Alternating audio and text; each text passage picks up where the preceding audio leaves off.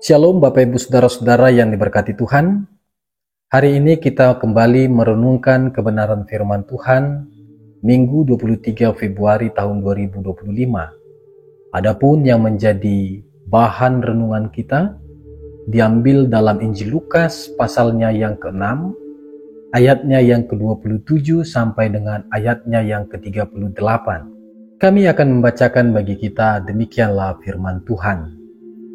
Tetapi kepada kamu yang mendengarkan aku berkata, kasihilah musuh-musuhmu, berbuatlah baik kepada mereka yang membenci kamu, berkatilah mereka yang mengutuk kamu, berdoalah bagi mereka yang berbuat jahat terhadap kamu.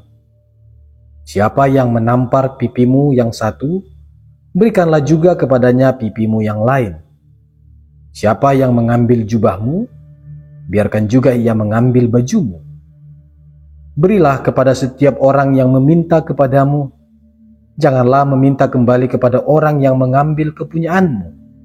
Sebagaimana kamu kehendaki supaya orang berbuat kepadamu, berbuatlah juga demikian kepada mereka. Jikalau kamu mengasihi orang yang mengasihi kamu, apakah jasamu? Sebab orang berdosa pun mengasihi orang yang mengasihi mereka. Jikalau kamu berbuat baik kepada orang yang berbuat baik kepadamu, apakah jasamu? Orang berdosa pun berbuat demikian. Jikalau kamu memberi pinjaman kepada orang dan berharap akan menerima kembali, apakah jasamu? Orang berdosa pun memberi pinjaman kepada orang berdosa, supaya mereka menerima kembali sama banyak. Tetapi kamu, kasihilah musuh-musuhmu, dan berbuatlah baik kepada mereka, dan pinjamkan tanpa mengharapkan balasan apapun. Upahmu akan besar dan kamu akan menjadi anak-anak yang maha tinggi. Sebab ia baik terhadap orang-orang yang tidak tahu berterima kasih dan yang jahat. Hendaklah kamu murah hati, sama seperti Bapamu murah hati. Janganlah menghakimi dan kamu pun tidak akan dihakimi. Janganlah menghukum dan kamu pun tidak akan dihukum. Ampunilah, dan kamu akan diampuni. Berilah, dan kamu akan diberi suatu takaran yang baik, yang dipadatkan, yang diguncang, dan yang tumpah keluar akan dicurahkan ke dalam pangkuanmu. Sebab ukuran yang kamu pakai untuk mengukur akan diukurkan kepadamu. Demikian pembacaan Injil firman Tuhan. Bapak Ibu Saudara-saudara yang dikasihi Tuhan, di tengah berbagai tantangan hidup ini, kita menemukan ada banyak sisi gelap manusia. Sebaik apapun tingkah laku dan perilaku hidup manusia, kebencian dan dianggap sebagai musuh dari diri manusia itu tetap ada. Ini adalah sebuah realitas hidup yang tidak bisa kita hindari di dalam kehidupan ini. Sebesar apapun kebaikan kita, Bapak Ibu Saudara, kebencian dari manusia pasti ada. Sebaik-baiknya manusia adalah mereka yang tidak mengingat kebaikan. Karena itu Bapak Ibu Saudara-saudara, di tengah berbagai tantangan hidup inilah kita diharapkan untuk tetap teguh pada prinsip-prinsip kebaikan. Walaupun kita menemukan kritikan, bahkan kebencian, dan dianggap sebagai musuh oleh orang lain, hal tersebut tidak seharusnya mempengaruhi semangat kita untuk berhenti berbuat baik dalam kasih. Yesus berkata dalam bacaan kita tadi, Bapak Ibu Saudara, kasihilah musuh-musuhmu, berbuat baiklah kepada mereka yang membenci kamu, berdoalah kepada mereka yang berbuat jahat kepadamu. Pengajaran Yesus tentang kasihilah musuhmu ini adalah salah satu pernyataan yang mengakar dalam tindakan moral kehidupan manusia. Bagaimana tidak, Bapak Ibu Saudara-saudara, dunia yang kita hidupi ini cukup ramah terhadap hukum pembalasan yang setimpal. Dan itulah yang dapat mempengaruhi tindakan moral kita, di mana kita lebih memilih orang yang mengasihi kita kita lebih memilih orang yang baik kepada kita, kita lebih memilih orang yang peduli kepada kita. Demikian juga sebaliknya, kita membenci orang yang membenci kita mencaci orang yang mencaci kita, bahkan memusuhi orang yang memusuhi kita. Bagaimana kita menemukan ungkapan dalam Alkitab, mata ganti mata, gigi ganti gigi. Hal ini mau menunjukkan bahwa perilaku kejahatan harus mendapatkan hukuman yang setimpal. Ini juga mau merujuk pada hukum pembalasan. Yesus mau mengubah paradigma moral yang sudah mendarah daging ini, baik dalam kalangan masyarakat Yahudi maupun dalam kehidupan kita. Selama beberapa generasi, orang-orang Yahudi telah diajari untuk membenci musuh mereka. Musuh yang dimaksud adalah orang-orang yang berada di luar Israel. Saudara-saudara, seorang filsuf yang bernama Immanuel Kant, ia melihat pengajaran Yesus tentang mengasihi musuh ini adalah sebuah kewajiban moral yang menuntut manusia untuk bertindak melampaui emosi pribadi demi menghormati martabat kehidupan bersama. Immanuel Kant juga berpendapat pengajaran Yesus mengasihi musuh ini adalah sebuah ekspresi dari keadilan yang sejati, di mana semua manusia layak dihargai setara, terlepas dari perbuatan buruk yang mereka lakukan. Dengan mengasihi Bapak Ibu Saudara-saudara, kita dapat terhindar dari perilaku balas dendam. Kemudian Yesus juga mengatakan hal ini dengan mengatakan, siapa yang menampar pipimu yang satu, berikan juga pipimu yang satu lagi. Atau dalam Matius mengatakan, siapa yang menampar pipi kananmu, berikan juga pipi kirimu.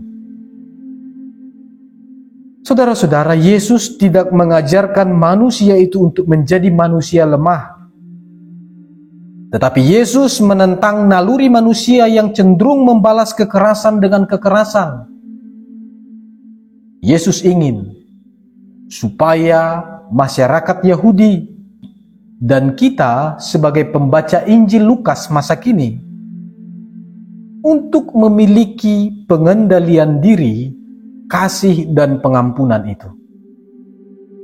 Di mana dengan memiliki pengendalian diri, kasih dan pengampunan sebagai upaya untuk menghentikan kekerasan itu.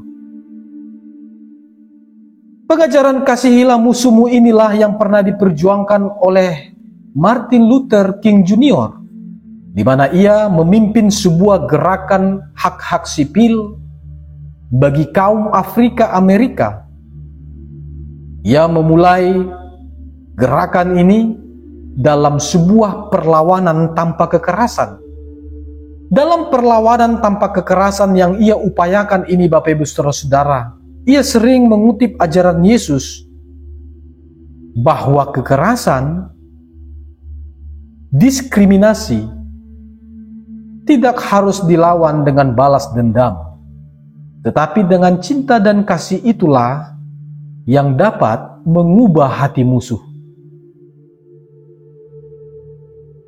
Karena itu, Bapak Ibu Saudara-saudara, pengajaran Yesus ini adalah sebuah transformasi yang dalam,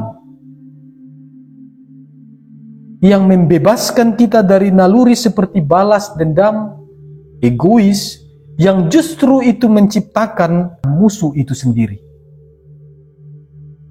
Pengajaran Yesus ini juga membawa kita pada sebuah tanggung jawab iman dan tindakan moral, mengasihi musuh, mengampuni tanpa syarat. Itu mau mengatakan bahwa setiap kita memiliki kesempatan melampaui perasaan terluka, perasaan dendam, perasaan benci terhadap seseorang di dalam diri kita sendiri lewat tindakan-tindakan kecil yang bermakna di dalam kehidupan. Ajaran Yesus ini juga mengajak kita untuk mampu menghadirkan ruang perbaikan relasi yang baik di mana ketika relasi antara satu dengan yang lain itu rusak, maka mengasihi musuh adalah sebuah kesempatan untuk menghadirkan ruang perbaikan di tengah-tengah kehidupan ini, di mana kita cenderung menghidupi sebuah hubungan yang transaksional. Ketika kita diuntungkan, maka kita datang dan berhubungan. Namun ketika rugi, kita akan menghindar. Mengasihi musuh juga, Bapak Ibu Saudara-saudara, menembus batas-batas prasangka buruk yang justru kita ciptakan sendiri dan itu kita hidupi. Lalu prasangka-prasangka buruk itu kita taruh kepada orang lain. Hidup kita sebagai umat Allah adalah sebuah perjuangan kita untuk meniru teladan Kristus yang mampu mengasihi orang yang menolaknya, Kristus yang mampu mengasihi orang yang membencinya, bahkan mengasihi orang yang menyalibkannya. Dan itu menunjukkan bahwa Allah sungguh mengasihi orang baik dan Allah juga sungguh mengasihi orang yang jahat.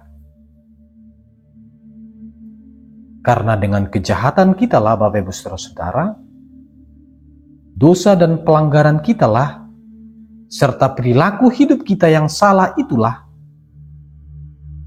Allah justru hadir menjadi manusia, mendampingi dan memberi pendekatan dengan cinta dan kasih.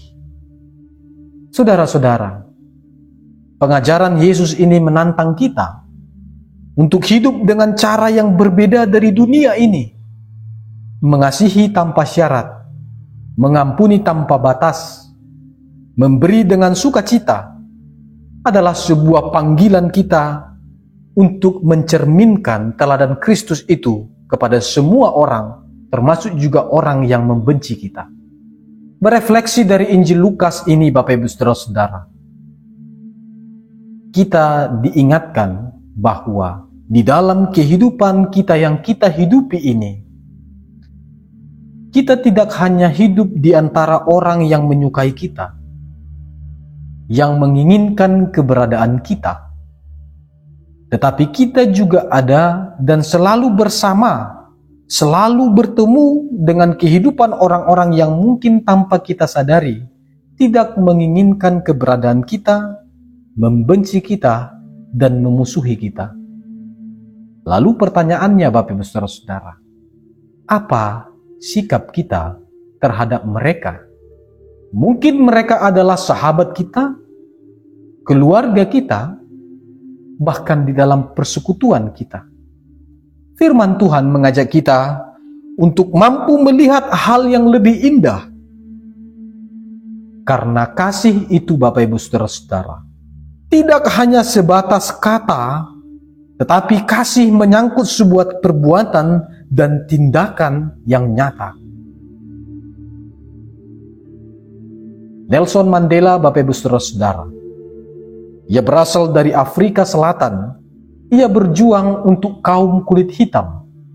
Dalam perjuangannya, Bapak Ibu Saudara-saudara, ia harus mengalami situasi yang tidak baik, yaitu situasi yang buruk, yang membuat dirinya harus mengalami terpenjara selama 27 tahun yang dilakukan oleh lawan politiknya. Dan ketika ia dipenjara, ia mengalami siksaan yang begitu kejam oleh kepala penjara. Sampai akhirnya ia pun bisa melewati masa hukuman itu, ia bebas dan keluar dari penjara. Ia kemudian dipakai Tuhan menjadi presiden pertama Afrika yang berkulit hitam. Nelson Mandela tidak memiliki dendam terhadap perilaku lawan-lawannya, terhadap perilaku ketika ia berada di penjara. Ia justru merangkul penjaga penjara itu sambil berkata, hal pertama ketika aku menjadi presiden adalah mengampuni. Saudara-saudara, ini mau menunjukkan bahwa Nelson Mandela memiliki nilai pengampunan yang luar biasa. Bagaimana dengan kita, Bapak Ibu Saudara-saudara? Apakah nilai pengampunan itu juga ada dalam diri kita, di dalam hidup kita? Terlebih kepada orang yang membenci kita. Apakah nilai pengampunan itu juga ada dalam praktek kehidupan kita ketika kita berhadapan dengan orang-orang yang mengutuk kita, orang-orang yang membenci dan mencaci kita? Yesus mengatakan, berkatilah mereka dan doakanlah mereka. Mengasihi musuh tentu sulit, Bapak Ibu Saudara-saudara. Tetapi inilah yang dikehendaki Yesus. Baik orang-orang yang mendengar pengajarannya pada saat itu, maupun kita pada masa ini. Kita dituntut untuk memperlihatkan sebuah gaya hidup yang berbeda. Agar kita tidak mengutamakan dendam dalam hidup kita. Mengasihi musuh bukan berarti kita menjadi manusia-manusia yang lemah karena membalas kejahatan dengan kebaikan. Itulah yang dipakai Kristus untuk memutus mata rantai naluri dendam yang ada dalam diri manusia. Itu jugalah yang akan membawa kita pada keindahan hubungan, baik kepada Tuhan maupun kepada sesama. Tetapi membalas kejahatan dengan kejahatan hanya akan merusak dan akhirnya melipat gandakan kebencian yang kita ciptakan di dalam kehidupan kita. Saudara-saudara yang diberkati Tuhan, mengasihi musuh, merawat kehidupan, masing-masing kita diajak untuk memiliki kedalaman relasi yang utuh, sekalipun butuh kerelaan hati, pengorbanan, dan perasaan. Inilah yang dikehendaki Tuhan di dalam kehidupan kita. Kiranya Tuhanlah yang memampukan kita di dalam segala tindakan moral kita, di tengah-tengah relasi kita. Tuhan memberkati firman-Nya. Amin.